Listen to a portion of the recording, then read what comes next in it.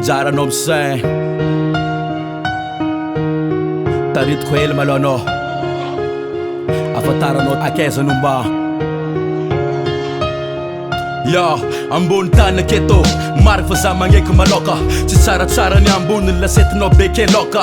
Hanigna midadaska volambola misy mavita Pizza ndraiky tacos, boisson stara sy ny sisa Tsara ny miaigny, averiko ndraiky fa tsara ny miaigny Fa masoa loko fa mafinatra, zay taovan-tsaigny Ko plaisir anao io, tsy mandeha foagna mitaky moyen Ko tsisy kanda, tsisy pasy no mon no gain Adido me mitombo, nefa zay mbolo te libaliba Andraikitra mamikitra matonga zay mbolo sasotra tsita Nefa tandremo, mandra vilagna fô tsy zagny nambarane Mandara omagna va, nefa tsy zagny miteka tongafagne Heza ava tsara aloha, fa be kondra mafatifaty Velontaigna Maloha, vake magnaraka farany kajay Maregna anjany, sodagnany, paketra vinakery sasany Arakaraka fifany vola ony, vakery fidirany antsasany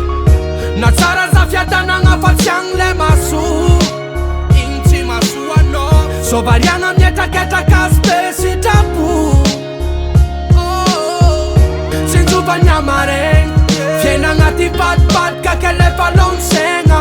Mikofoa za malegny Fa samy jinjany na bafiny kovoa za taregny Fiainagna fianaragna lesy fa ben vita Ary nakagna lesy da fa tsy natao mody sary tsita Tranambeta zatao fô manakory ny antragno So tsisy arapaka tsy voakarakara zaza ndraiky madamo Vola ngia, vola kone, hositra ny fiaina Fô fandresegny, tsy azony zay mbola mandro mandraigna Velontaigna Maloha, vake magnaraka farany ambiny Navidy kazo raika anao, fa fantako tsy voany any sambany Zaho lesy, izy ty tsy vita ny petra-poagna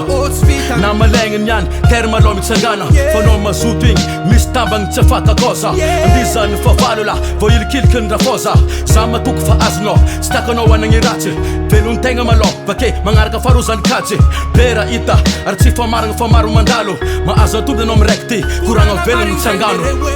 Na tsara za fiadanagna fa tsy agny le maso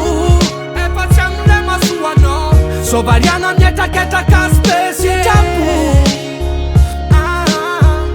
Sinjovany amaregny Fiaina agnaty vadibadika kelefa lonsegna